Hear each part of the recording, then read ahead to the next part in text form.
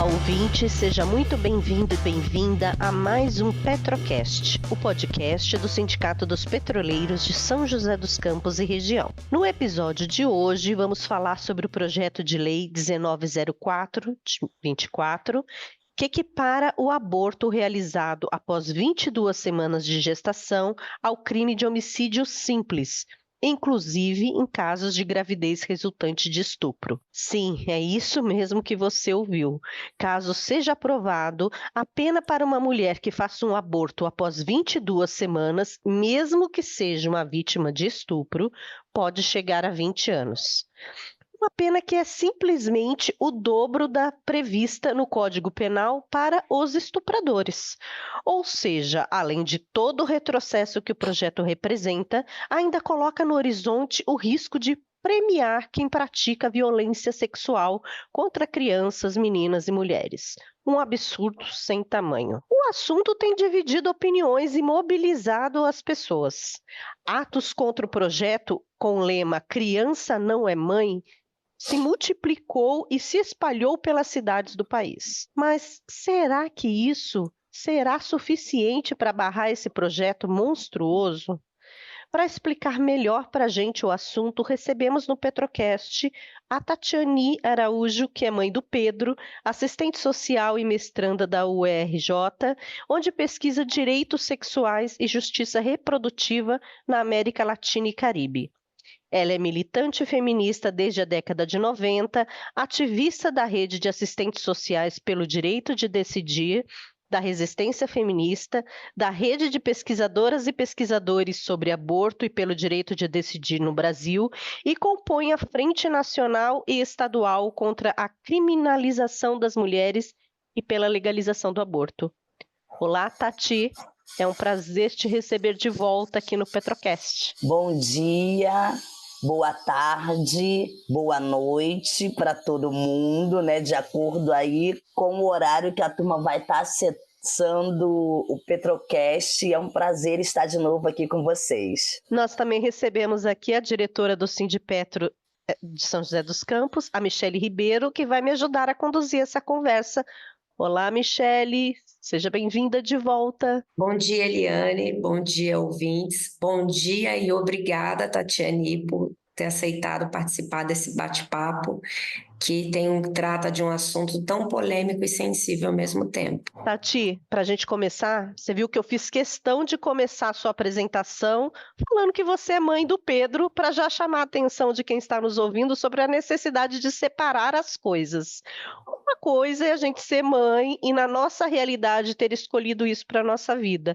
Outra coisa bem diferente é querer medir todo mundo com a nossa régua e obrigar que todas as meninas e mulheres, mesmo em caso de gestação que oferece risco de vida para a mãe ou resultante de estupro, levem a gestação até o final, né? É isso mesmo. Esse PL é uma violência e eu agradeço demais a oportunidade de falar sobre isso, né? Ele acaba revitimizando a vítima de violência, que tem um aborto garantido em lei, e criminalizando essa vítima. Completamente o contrário do que a gente tem que fazer, que é acolher, não é mesmo?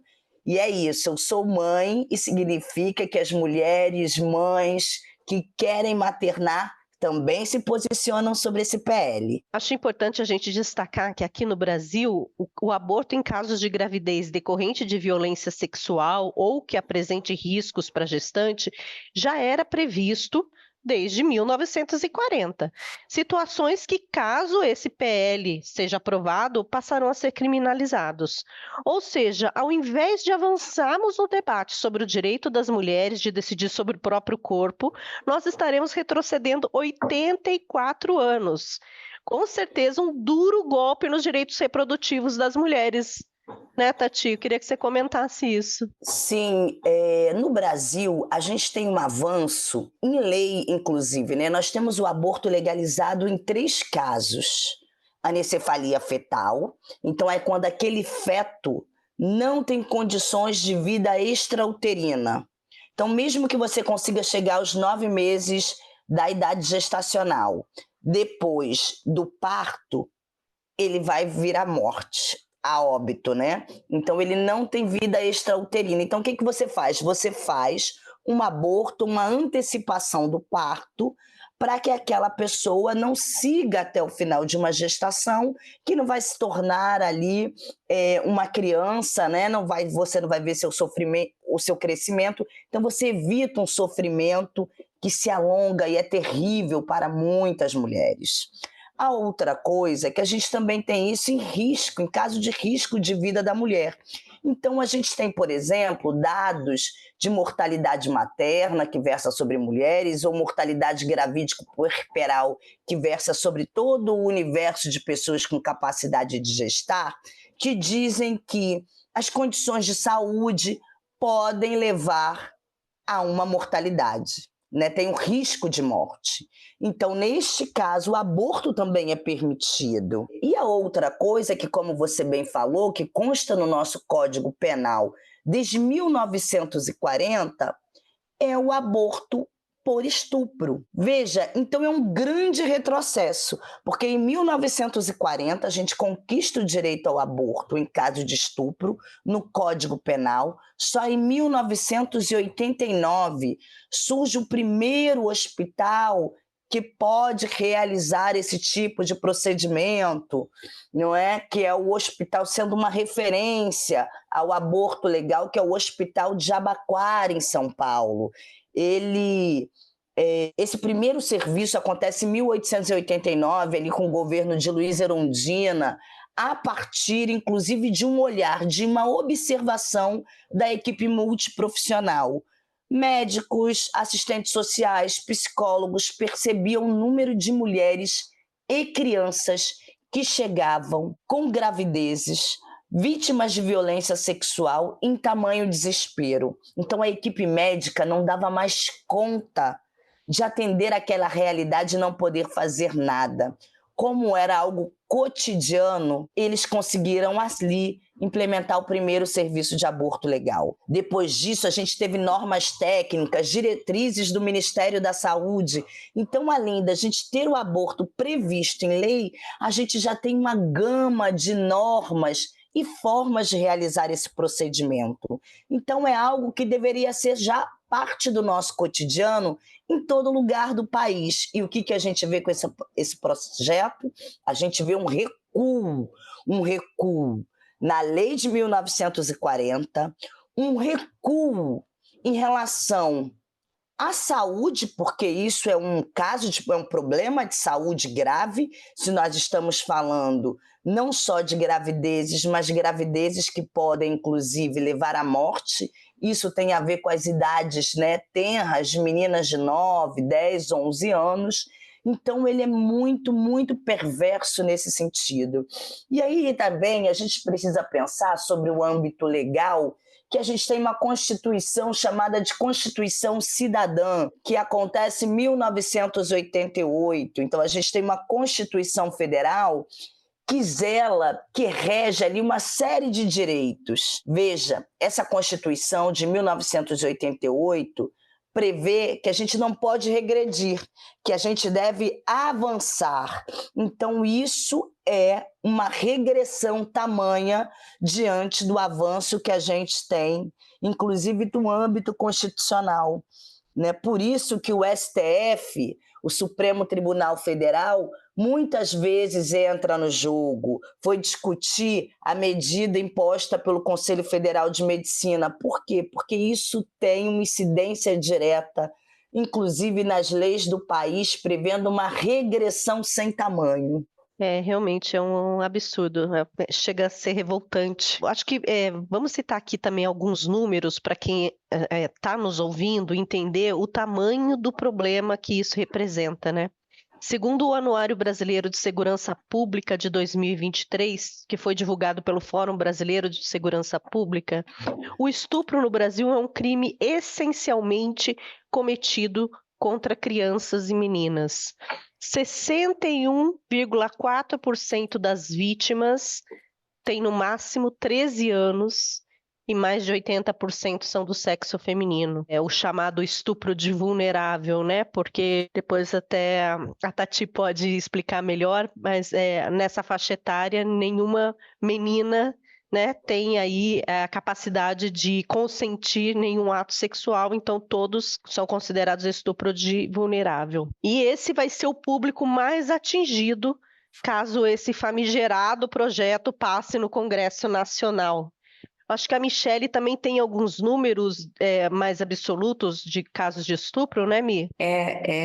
A situação é bem complexa, bem complicada, na verdade, assustadora.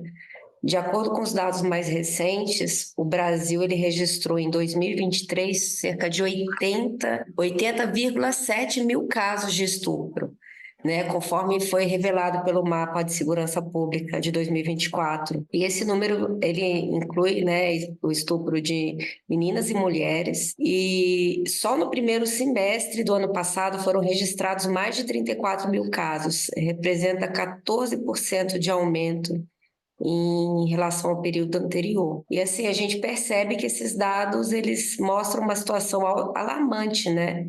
E aí destaca para a gente a necessidade urgente de políticas públicas e eficazes para combater essa violência sexual no país. Então é isso, né? Quer dizer, é um ataque principalmente contra esse público aí que é mais vulnerável. Não, sem dúvida. Acho que vocês trazem dados importantíssimos. E aí, como isso veio muito à imprensa e tudo mais, inclusive hoje, e digo hoje no dia de hoje mesmo, né, já entramos aí em julho de 2024, saíram novas pesquisas, porque esses dados são maiores ainda.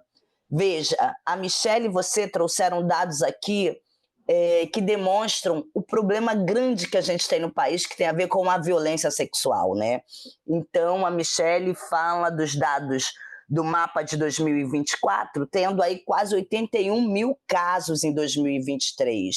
Mas o IPEA, o Instituto de Pesquisa Aplicada, vai dizer para a gente que, inclusive, apenas 9% chega ao sistema de saúde e 4, 5% chegam na segurança pública. Então, esses dados são muito maiores, podendo chegar a um universo de 822 mil casos por ano no nosso país. Isso é muito, muito alto. Mostra como a nossa vida corre risco, como vivemos num país extremamente violento contra mulheres e meninas. E é isso que você diz. A maior parte das pessoas que sofrem esse tipo de violência são meninas, né? Geralmente meninas negras em suas casas, por pessoas conhecidas. Então, o estupro não acontece porque você está andando tarde na rua por conta da sua roupa. Bebês sofrem violência. Como um bebê pode ser culpado por sua veste, provocação, qualquer coisa, por sua fralda? É isso? Então mostra a perversidade. Os números são altíssimos. E aí, algo muito importante que você traz, né? Quando nós estamos falando de estupro, até os 14 anos não há relação sexual consentida, né? Então, o que a gente tem? A gente tem o estupro de vulnerável, como você trouxe aqui, Eliane. Isso significa que, mesmo nos casos, a gente tem aqui do lado da nossa casa uma menina de 12 anos que se envolveu com um senhor. Não tem uma menina de 12 anos que se envolveu. É previsto em lei. Não existe consensualidade para menores de 14 anos. O que temos aí é um estupro de vulnerável. Então, quando uma menina engravida até os 14 anos, ela tem direito ao aborto legal, porque isso está constando em lei como estupro de vulnerável. E essa é uma realidade perversa. Esse projeto de lei, PL 1904, ele é chamado, inclusive, de PL da gravidez infantil por conta disso. Veja, a gente está tratando de um universo onde 822 mil pessoas são estupradas todos os dias no país. 61% dessa população são meninas. E quem geralmente aparece no sistema de saúde com gravidez acima de 22 semanas? São as meninas. Por quê? Porque não se descobre. Muitas vezes essas crianças são violentadas desde os 5, 6 anos e passam anos sofrendo violência. E aí só se descobre a violência porque se engravidou. Por quê? Porque ela já era violentada, inclusive, antes da primeira menstruação, antes da menarca. Então, quando ela vai à primeira menstruação, ela está sofrendo a violência ali no seu cotidiano, ela engravida sem sequer saber que podia menstruar, sem sequer conhecer a menstruação, sem sequer saber o que é a gravidez e o que isso representa para o seu corpo. Ela vai chegar no serviço de saúde, muitas vezes, com esse avanço. Por isso que a gente chama de pele da gravidez infantil, porque ele não está falando algo que é corriqueiro na vida das mulheres, né? Eu engravidei, não quero, vou ficar aqui na minha casa, né, esperando a 22ª semana. Falo, não, hoje eu vou no mercado, hoje eu vou no cabeleireiro. Não, hoje eu não vou procurar ali o serviço de saúde, não, porque eu estou aqui querendo ver, inclusive, como é que é, né? Como é que cresce, saber como é que são os sintomas. Não é isso. O que nós estamos falando é de uma realidade cruel. São meninas que são, muitas vezes, violentadas sexualmente de outras formas, porque recebem ameaça. Ameaças sobre seus corpos e vidas, ameaça sobre a vida das suas mães, avós e tudo mais. Então, o abusador, né? Ou ele consegue, por uma trama, que é a trama do convencimento, dizendo, olha, você não pode contar para ninguém, eu sou seu melhor amigo, eu sou seu pai, eu sou seu avô, eu sou seu tio, isso é normal. Ou da ameaça, se você contar para alguém, eu mato a você e a sua mãe, eu mato você e sua família. Infelizmente, inclusive, esta violência sexual vem com uma série de violências. E ela fica quietinha. E ela não sabe, inclusive, como o seu organismo funciona. Aí daqui a pouco a gente tem uma gravidez avançada. Alguém chegando num serviço de saúde já com este avançar. Então, é muito importante que, na verdade, a gente tenha projetos de lei não que vá revitimizar e criminalizar esta vítima. A gente precisa, na verdade, ter um dispêndio da nossa energia, do nosso tempo e do orçamento público para pensar em como se combate a violência sexual contra meninas, mulheres e pessoas, porque meninos também sofrem violência sexual, né? Todos os dias no nosso país. Então, significa o debate de gênero, o debate de sexualidade nas escolas, em todas as instituições de saúde, em todas as instituições públicas. A gente precisa de campanhas educativas, de romper com esse ciclo de violência. Por isso ele também é chamado de pele do estuprador. Veja, se uma vítima de violência ainda pode ser criminalizada depois da violência sofrida, porque recorre a um direito legal, ele está fazendo o quê? Ele está incentivando. Ele incentiva pedófilo, ele incentiva estuprador, porque ele diz, pode continuar fazendo. Nesse país, a gente legisla contra a vítima, não contra o seu algoz. Então, ele informa de maneira errada o que a gente precisa informar ao nosso país. A gente precisa dizer no nosso país que o estupro é uma violência na vida das pessoas, é uma violência cotidiana, que acomete muitas pessoas por dia e que, por conta disso, meninas têm se tornado mães. E aí, já trazendo mais um dado, é importante, tem um estudo, que é o estudo Meninas Mães no Brasil, né? Então, é uma série que vem fazendo, aí pegou uma década, eles pegaram de 2010, 2012 a 2019, e se constatou um número tamanho de meninas que são mães todos os dias. Para a gente pensar, esse estudo traz que só em 2021 foram 17.426 casos de crianças de 10 a 14 anos que pariram um bebê nascido vivo. significa que 48 meninas foram mães resultante de estupro de vulnerável por dia. Em 2021, 48 meninas, mães, vítimas de estupro de vulnerável. Isso é muito sério, é muito grave. É sobre isso que a gente precisa criar política pública, é sobre isso que a gente precisa criar projeto de lei, é sobre esses dados que a gente precisa pensar. Aí eles têm todos esses dados são públicos. E o que eles fazem? Eles vão lá e vão barganhar com os nossos direitos. Porque, como disse o deputado que apresentou, Sóstenes, que é do Partido Liberal, do PL aqui do Rio de Janeiro, ele estava vendo qual ia ser a posição do presidente. E o Lira barganha todos os dias no Congresso como a nossa vida, dizendo o que vai entrar na pauta e o que vai sair. Então, a vida das meninas não importa, das mulheres não importam, eles legislam sobre nossos corpos e vidas, inclusive a partir das disputas que ele tem. Mas veja, isso não significa que a gente tenha que chamar o tema de cortina de fumaça. Por quê? Porque ele tem uma incidência real na vida das pessoas com capacidade de gestar. Ele tem uma incidência real sobre o número de estupros que a gente vive no país e as pessoas que podem engravidar vítimas desse estupro. E, em especial, ele tem uma incidência nas meninas, que é geralmente quem chega nos serviços de saúde com gravidezes avançadas, inclusive, às vezes, não só porque não reconhecem, é porque quando vão ao sistema de saúde, saem de lá com uma informação equivocada, de que tem que ir na justiça, tem que ir primeiro numa delegacia, tem que ir no judiciário, quando não tem nada disso. Quando o aborto legal é previsto no nosso país, é lei e precisa acontecer, né? Precisa ter ali uma celeridade e que não tem, infelizmente. São assustadores. Esses que você trouxe eu realmente não conhecia.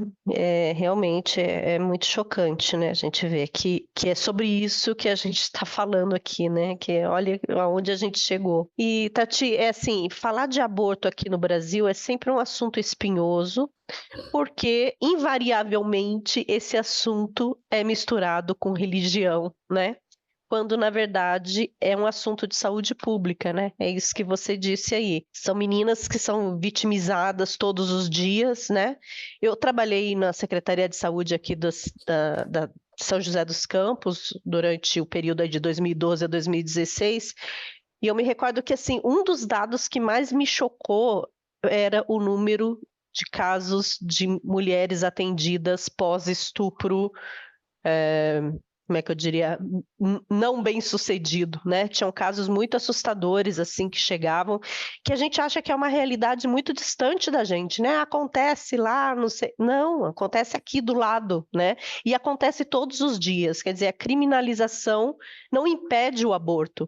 A criminalização, ela só deixa as mulheres, principalmente as mais pobres, numa situação de risco de vida, né? É isso, né? Falei alguma bobagem, Tati? Vai me corrigindo aí. Ao contrário, e aí acho que a gente pode trazer alguns exemplos para a gente pensar. Você imagina, por exemplo, o dono de uma empresa metalúrgica em São José dos Campos. A filha dele passa por um estupro, saindo da escola, da universidade.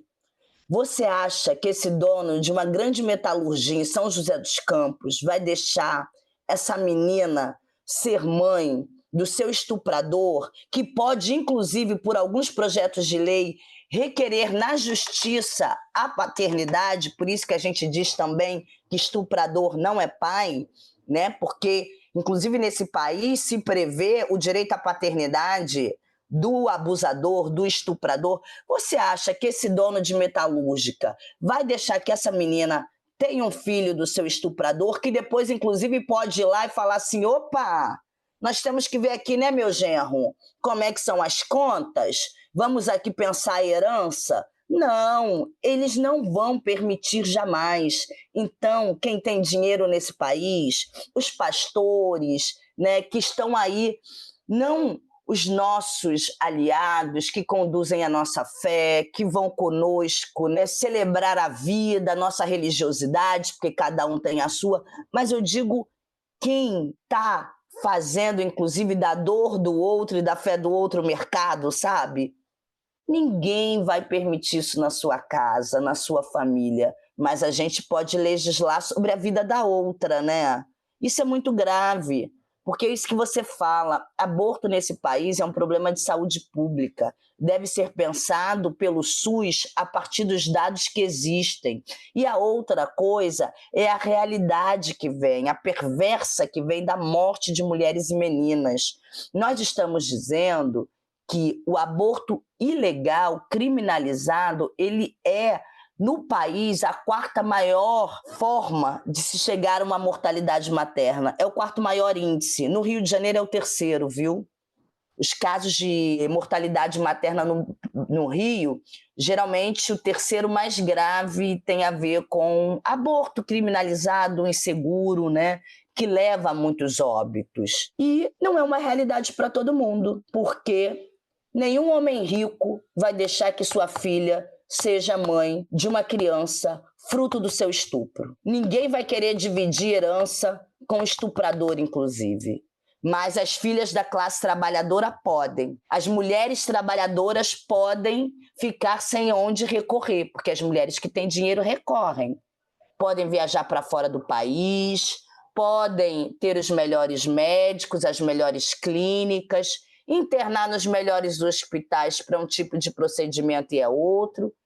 E as mulheres metalúrgicas, as mulheres petroleiras, as nossas colegas de rua, de casa, de faculdade, de escola, a moça que a gente encontra todo dia no mercadinho e dá bom dia para ela pode passar por isso? É sobre isso que a gente está falando, de quem está ao nosso lado, no nosso entorno. Essas pessoas são vítimas, as crianças que a gente vê indo à escola são vítimas, né? Então a gente precisa pensar sobre isso, sobre esses dados urgentemente. Aqui ninguém está dizendo que uma família que tem a sua religiosidade, que não quer fazer uma pessoa que acha que tem que chegar até o final, colocar para adoção, que tem traves, hein? Tem traves. A gente teve uma atriz que colocou para adoção e sofreu nas redes sociais, né? A gente teve uma profissional de saúde que, inclusive, vendeu a história. Isso é grave. Então, não é assim que, vamos ali, você vai, para e depois coloca para adoção que está tudo certo. Não é assim. E é uma violência. Isso é trauma na vida das pessoas. Pesquisas, né? A gente tem hoje uma rede de psicólogos pelo direito de decidir. Pesquisas na área da psicologia mostram que o aborto não é uma situação traumática. Porque ele acontece, porque inclusive de 10% a 15% das mulheres abortam todos os dias, que é o aborto espontâneo, né? O aborto natural. Então, muitas pessoas que estão grávidas não conseguem levar aquela gestação a termo, perdendo no primeiro trimestre. Quando se deseja, isso pode ser traumático. Mas quando você é vítima de uma violência, ou quando você não deseja e realiza, a sensação que a maior parte tem é de alívio. Onde é que está o trauma? O trauma está na fila do hospital que me faz ficar sangrando e não me atende, do médico que me xinga, sem procurar saber por que eu cheguei ali grávida, por que eu cheguei ali sofrendo com um abortamento, né, em curso. Então, isso é trauma. Trauma é a ausência de direitos, a ausência de cuidado, a ausência de acolhida. Quando você é acolhida, quando você percebe que você tem os seus direitos, que eles estão sendo garantidos, você não tem trauma, você tem alívio. É muito triste escutar os depoimentos que a gente tem no caso das meninas mães no Brasil e dos abortos que conseguiram se realizar, muitas vezes por brigas judiciais, batalhas que não eram necessárias. Vamos lembrar do caso do Espírito Santo, vamos lembrar do caso de Santa Catarina, do caso do Piauí. Meninas que chegam nos serviços de saúde e dizem para sua equipe: tira isso de mim. A outra diz que quer ir jogar bola, né? Ela quer se livrar daquilo para voltar à sua infância. Então nós estamos, inclusive, falando de infâncias interrompidas. E aí chegam no serviço de saúde e ainda são recebidas por religiosos, fundamentalistas, né, com No caso do cartazes. Espírito Santo, gravíssimo, Foi uma imagina. situação absurda aquilo, meu Deus. Infelizmente tem se tornado uma prática, e uma prática organizada por dentro do Estado, porque no caso do Espírito Santo a gente precisa lembrar quem orquestrou e deveria estar presa por isso. Tínhamos uma ministra, que hoje é senadora e continua com essa pauta, que é a Damares Alves. Ela, a partir da sua influência como ministra, a relação que ela tinha no Estado com fundamentalistas, consegue aquele serviço de saúde e o nome da criança é revelado. A gente tem gente esperando uma criança na porta do hospital que foi abusada. Ninguém pensa na violência, ninguém pensa no abuso. As pessoas estão centradas em quê? Em controlar os corpos, em tirar infâncias. Para mim, isso é muito, muito terrível. Você sabe que a gente tem uma coisa no país que se chama Programa de Saúde nas Escolas, que é o PSE. Ele foi votado há muito tempo atrás, acho que 2009, mas há estudos que já indicam o debate sobre o PSE desde 2007. E ele não é implementado. Por quê? Porque quando se implementar, veio todo esse debate. A ideologia de gênero nas escolas, querem fazer o que é uma farsa. O que se queria fazer nas escolas, na verdade, está previsto, que é o programa Saúde nas Escolas. As escolas precisam discutir isso. As escolas precisam ser um lugar de acolhimento dessas crianças. E mais, o lugar de uma criança é na escola. A gente precisa de creche para todo mundo, porque essa violência, quando acontece com crianças e adolescentes, inclusive é porque a gente tem outras negativas de direitos, não é? A gente não tem uma equipe multiprofissional no ambiente escolar, crianças que não chegam ao ambiente escolar e mais, mães que precisam trabalhar e precisam deixar as crianças na sua vizinhança, com o avô, com o tio, com o padrasto, com o pai, com o namorado, que são os abusadores. Então são homens que todos os dias nos abusam, nos estupram, e que seguem por aí fazendo legislações contrárias à nossa vida. Será que quem está ouvindo não pensa sobre isso? Não pensa como eles são ávidos em se proteger, mesmo com a vida de uma garotinha em risco? E aí, falando em vida em risco, a gente precisa pensar sobre mais uma coisa. Como eu falei aqui, meninas são geralmente as que chegam em idade avançada, porque sequer conseguem perceber antes ou teve demora no serviço, porque o serviço de saúde não agiu como deveria. Tem uma outra coisa desses dados que tem a ver com o risco de vida da menina. Um corpo de 9 anos, um corpo de 10 anos, um corpo de 11 anos não está pronto para ir para uma gravidez que vá até o seu 9º mês. O risco de vida é 4 vezes maior do que uma mulher adulta. Então, as taxas de mortalidade materna, mortalidade gravídico-puerperal vai aumentar onde? Para essa população. Não é que ela aumenta para todas igual. Se eu digo que meninas correm o risco 4 vezes mais, adolescentes 2 vezes mais, são elas que podem aumentar as taxas de mortalidade materna no nosso país. E esse dado é bastante interessante, que me remete aí a um argumento muito utilizado por quem defende esse PL, né? Eu já ouvi até de conhecidos, né, por aqui, o seguinte argumento: não, mas é que eu defendo a vida. Tá, você defende a vida de quem, né? De quem? De quem ainda não nasceu e de quem já está aqui. A gente defende também, né? O aborto, em alguns casos, é uma intervenção de proteção à vida, como você está dizendo. Isso. Para mim, é uma defesa da vida. Legalizar o aborto é defender a vida, porque ele tira pessoas da situação de risco de morte. Ele diminui, inclusive, as taxas, porque eu estou ali, eu sou uma profissional de saúde, que se você vem para o serviço explicando o que aconteceu, sem medo, sem estigma, daqui a pouco eu acho que é importante a gente falar de estigma, né? Que eu vou fazer? Eu vou olhar para você, eu vou te atender e eu vou conseguir pensar junto com você medidas para que isso não aconteça mais. Tati, cheguei aqui, olha, doutora, olha, assistente social, psicóloga, cheguei aqui vítima de uma violência. Então vamos realizar o procedimento e vamos pensar como a equipe pode te direcionar para que você saia dessa situação de violência. Quem você tem que procurar, né? Eu não quero ir à delegacia. Então vamos procurar um serviço de referência à mulher?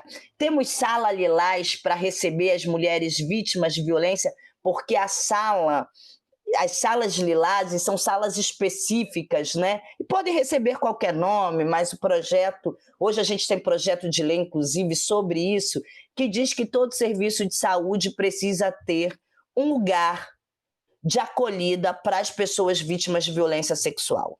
Isso é muito importante. O atendimento ele precisa cumprir um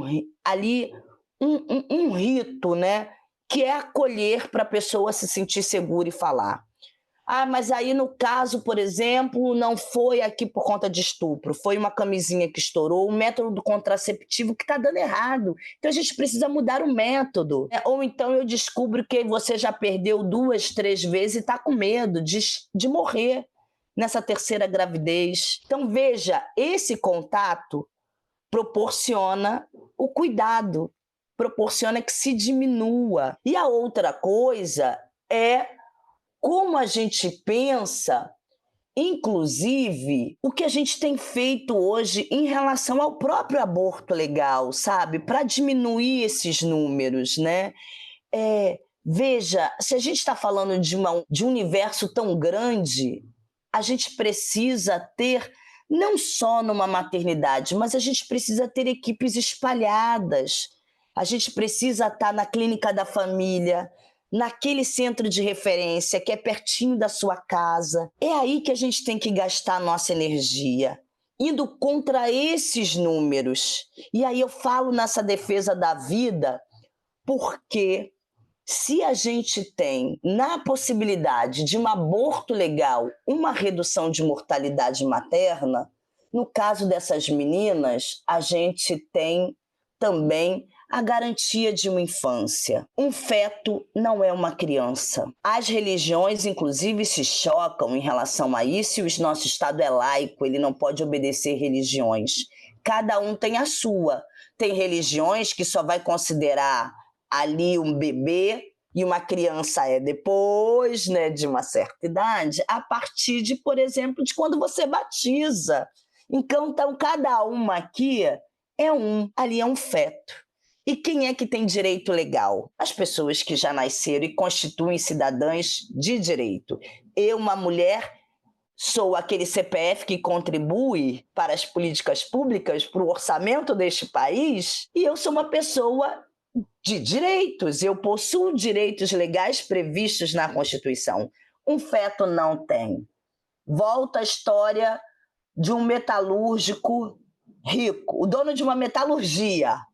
A amante engravida e ele obriga essa amante a abortar. Gente, isso é todo dia, hein? O mesmo que vai lá gritar, eu sou contra! Querem matar as crianças! Veja, a amante engravida, ele obriga o aborto. Ela pode ir na justiça falar assim, eu tenho direito à herança porque eu estive grávida. Vamos aqui provar com o restinho desta placenta. Esse feto tinha direito?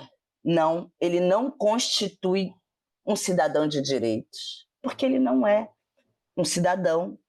E nem tem previsão legal de direitos. Você só vai ter isso após o nascimento. Mas aí, para a gente impor uma pauta, né, para a gente impor uma forma de agir nesse país contra meninas e mulheres, a gente pode falar em direito. Veja que é só quando eles querem. E digo mais, por que esse PL surge ali, através do Sóstenes e do Lira, porque o Conselho Federal de Medicina, que não deve ser santificado, beatificado, teve uma postura muito ruim, inclusive na pandemia. Um Conselho Federal que é anti-vacina, para mim, não pode ser levado a sério. Ele perdeu no Supremo Tribunal uma medida que ele tentava retirar das unidades de aborto legal, que era a sistolia fetal, que é um tipo de procedimento reconhecido mundialmente, que é o mais seguro. Então, quando eles perdem o debate para o STF, eles disseram, opa, aqui, então vamos fazer outra coisa, vamos para o Congresso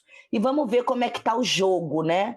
Vamos ver como é que está a nossa disputa com as nossas vidas, com a vida das nossas meninas. Quando você pega federações como a Febrasgo, a FIGO, que é uma federação internacional de ginecologia e obstetrícia, eles vão falar contra esse PL. E eles vão falar do direito à sistolia fetal como um dos procedimentos mais seguros. Então a gente precisa também saber quem está falando o quê. A verdade é de quem? Por isso a importância desse Petrocast. Por isso que vocês fazem é muito importante, porque às vezes só chega para uma pessoa uma informação, e essa informação não é a verdadeira, não é a única, pode ser uma fake news. Você que está nos ouvindo, aqui muito importante, rapidinho, pense que o direito ao aborto é garantido em nosso país em caso de anencefalia fetal, risco de vida e estupro. Você não precisa de um boletim de ocorrência.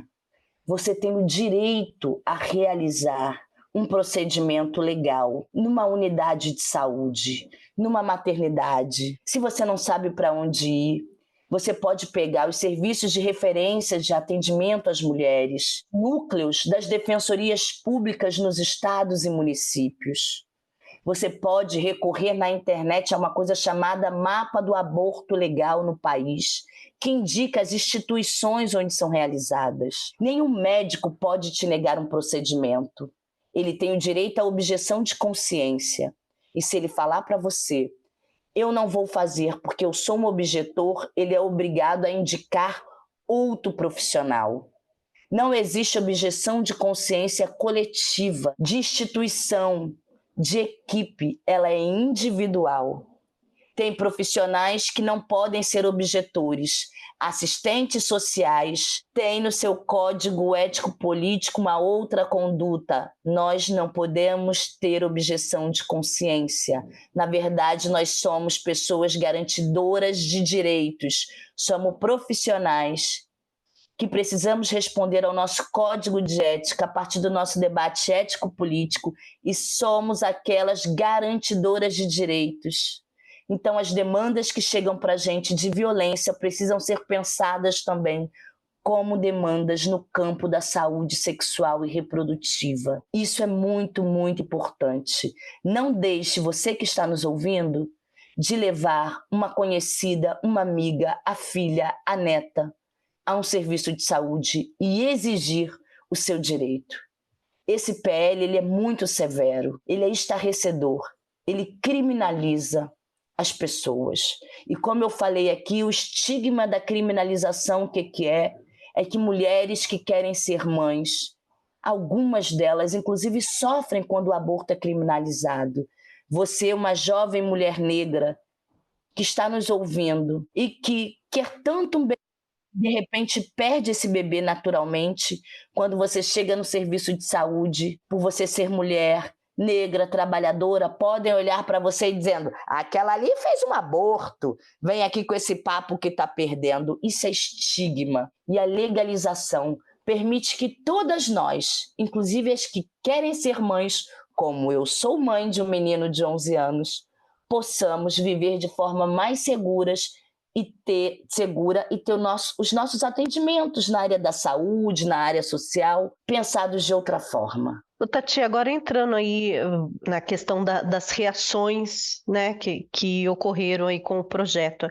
A gente viu uma mobilização grande, né? Teve falas aí de autoridades, de artistas, de influenciadores, né, contra o PL, né, que se manifestaram abertamente contra o projeto. E centenas de atos aí pelo país, né, com placas, criança não é mãe, quer dizer, teve uma mobilização forte. Você acha que isso tudo que aconteceu aí deu uma acuada nos deputados ou não fez nem cosquinha? Deu uma acuada. As mulheres arrasaram mais uma vez. O Lira, ele faz uma coisa absurda, por isso que a gente bota também hashtag Fora Lira, porque todos os dias ele barganha com os nossos direitos. Ele aprova o PL em 23 segundos, sem que sequer botar o projeto no painel de votação, sem explicar a votação, sem explicar o projeto. Então ele dá um golpe, porque aquilo ali foi um golpe. Diante do golpe, nós que estamos aí já mobilizando desde o Fora Cunha, e o Cunha era um dos articuladores desse projeto de lei, viu? Vive lá pela Câmara, reunindo com essa turma. Então, mas desde o Fora Cunha, da Primavera das Mulheres, a gente vive de forma organizada, né? Então, a gente tem o quê? Os grupos funcionando, a gente tem uma frente nacional contra a criminalização das mulheres e pela legalização do aborto, a gente tem uma campanha nacional Criança Não é Mãe, a gente tem uma campanha nacional Nem Presa Nem Morta, e tem as nossas estruturas. Então, nós mulheres estamos atentas, somos diversas, mas não estamos assim tão dispersas. Então, a gente já estava acompanhando o PL no Congresso. Quando passa a urgência sobre ele, no outro dia a gente toma as ruas e não saímos mais delas. Isso foi muito importante, porque fez com que o Lira recuasse e dissesse o seguinte: vamos jogar para o segundo semestre, vamos chamar uma relatora mulher. O que ele precisa entender é que aqui a gente não está discutindo uma relatora mulher, quando vai ser votado. O que nós estamos discutindo, diante do golpe, inclusive sofrido, é que esse PL não nos serve. Esse PL criminaliza vítimas, esse PL retira direitos, esse PL coloca meninas em risco de vida e rouba a infância dessas meninas. Então a gente quer o arquivamento imediato, a gente quer que esse projeto de lei vá para a lixeira. Então eu acho que sim, a gente foi vitoriosa, a gente conseguiu um recuo, mas é preciso ir além. Algumas deputadas, alguns deputados, inclusive, tiraram o nome do projeto de lei depois das mobilizações. Pesquisas indicam que mais de 66% da população são contrárias ao PL 1904, o PL da gravidez infantil, mas a gente quer dar um recado que é: nós não vamos parar até esse PL ir para a lata do lixo e para o lixo da história. E o outro recado é que nós vamos fazer isso com qualquer outro projeto que vá no mesmo sentido e que nós vamos exigir a saída de qualquer outro que mexa com os nossos direitos e vidas. Nesse sentido, por isso estamos aí, né? Criança não é mãe, estuprador não é pai, mas fora Sóstenes do PL da bancada do estupro. Fora Lira, que barganha com as nossas vidas. E esse eu acho que é o recado que a gente precisa dar. E isso demonstra também a nossa força, né? A todo momento a gente vê o Lira colocando projetos de leis que atacam os trabalhadores, que não nos garantem direitos, mas só as mulheres conseguiram se mobilizar a nível nacional, nas ruas, contra isso, contra um ataque. Então, é importante aqui a gente falando de um sindicato, de um podcast para um sindicato, e sendo ouvida também por movimentos sociais, companheiros, companheiras. Veja o exemplo das mulheres. O caminho é o das ruas, é o das lutas, é o da exigência dos nossos direitos. Todos os dias perdemos direitos, todos os dias o orçamento se enxuga para o nosso lado. É só ver a luta de profissionais de educação em greve a nível federal. Meu filho é aluno da escola Pedro II, do Colégio Pedro II aqui no Rio de Janeiro, sofreu com a greve, mas era uma greve necessária por parte dos seus profissionais, inclusive na própria defesa da escola pública, de colégios como Pedro II, das nossas universidades. Todos os dias temos apanhado. Vamos nos unir, vamos às ruas pelos nossos direitos. Lutar contra o PL também é uma tarefa de todos nós, assim como a gente luta junto por educação, por saúde, por emprego, moradia, renda. Acho que as mulheres têm mostrado o caminho. Tati, agora eu gostaria de fazer uma pergunta. Você acha que dá para barrar essa onda conservadora? Qual seria o caminho? Olha, dá para barrar o PL, e barrar o PL é parte de segurar a onda conservadora. Por quê? Porque ela existe, está aí. A eleição não tirou a extrema-direita e não está só no nosso país, ela está no mundo. Mas a gente não barra, viu, Michele, só com as nossas ideias e ideais, não é mesmo? A gente barra com atitudes concretas. As mulheres na Argentina que legalizaram o aborto, eu fico acompanhando a Argentina todos os dias, porque lá surgiu um extremista, como a gente tem aqui no nosso país, não é? Que é o Milei. Então, o que a gente olha? Todos os dias, lá, as mulheres vão às ruas na defesa da universidade pública, de verbas que ele tenta tirar, na defesa dos seguros sociais, da previdência. Isso é segurar, frear e ir para cima da extrema-direita, ir para cima dessa onda conservadora, fazendo uma contracorrente. A gente precisa criar essa contracorrente. Eu acho que nós, mulheres, em junho, nesse mês de tantas lutas, nós também trouxemos essa reflexão e uma ação concreta, né? Veja, a gente botou a direita e a extrema-direita para recuar, mobilizando. Então, esse precisa ser o caminho, né? Significa que a gente vai barrar amanhã, no segundo semestre? Não. São disputas. Disputa nas ruas, disputa de tomada de consciência. Então, eu volto a falar aqui do Petrocast nesse sentido, né? A gente precisa disputar em todos os espaços, né? No espaço da cultura. E aí cultura não é só cinema, teatro, né? As leituras que a gente faz é essa coisa do refletir, do pensar, do criar uma consciência sobre qual é a realidade do país, o que está acontecendo, o que é aquilo que parece uma verdade, mas traz tantas mentiras, e como a gente desnuda essas mentiras atrás das verdades. Isso colabora contra a extrema-direita, contra o ultraconservadorismo, e quando a gente colabora nessa contracorrente contra o ultraconservadorismo, a gente também colabora contra o ultraneoliberalismo, porque o dinheiro, o money, o lucro está por trás disso tudo. E é isso que retira direito e nos coloca em risco todos os dias. Bom, para a gente já ir caminhando para o final, Tati, vamos aqui pensar que assim, esse episódio mostra para a gente duas coisas muito importantes, né? O primeiro é que ainda vai levar um tempo, a gente ainda vai ter um caminho pela frente aí para avançar nos direitos reprodutivos, né? E que os direitos que a gente tem, a gente precisa lutar contra os retrocessos todos os dias, porque os ataques são diários, né? Então não tem nada garantido, nada dos direitos das mulheres em geral que a gente tem hoje estão garantidos. Eles podem retroceder a qualquer momento se não estivermos atentas e fortes. Não é isso? Isso aí. Todo dia é dia de luta, gente. Não é assim quando a gente acorda? Toma o café da manhã e vai trabalhar. Toma o café da manhã, dá o café para o filho, para o companheiro, para a companheira, faz o corre. Isso também nas nossas vidas. Todos os dias nós podemos perder direitos. A Argentina legalizou o aborto e hoje tem um presidente dizendo que vai tirar esse direito. Os Estados Unidos tinha isso a nível nacional e agora perde com uma discussão Estado a Estado. Por outro lado, a gente também conquista.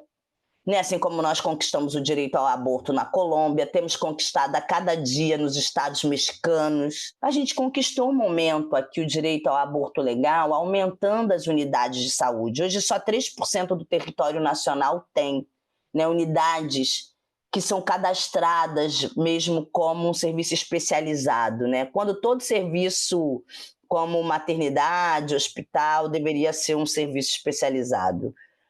Mesmo as clínicas da família, né? Mas a gente teve um momento, hoje a gente tem aí menos de 115 no país, mas a gente já teve um momento onde tínhamos 1.400 unidades realizando procedimentos. Isso é luta, né? Isso são os embates. E não tem jeito, a vitória só vem com luta, e para quem é trabalhador, trabalhadora, a vitória só se mantém se a gente continuar atento, atenta e lutando. Bom, acho que é isso, Tati. Queria agradecer você mais uma vez aí pela sua participação aqui no Petrocast, né, para esse assunto tão polêmico.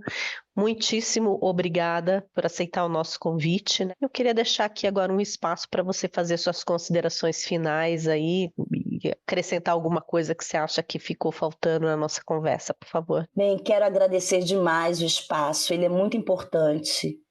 Quero dialogar com você que está escutando. O projeto de lei traz uma pena severa de 6 a 20 anos para quem realiza o procedimento. Logo, estamos falando da vítima, enquanto o estuprador tem uma pena de até 10 anos. Aqui não é sobre aumentar ou diminuir a pena do estuprador, é que quem foi violentada não merece pena alguma.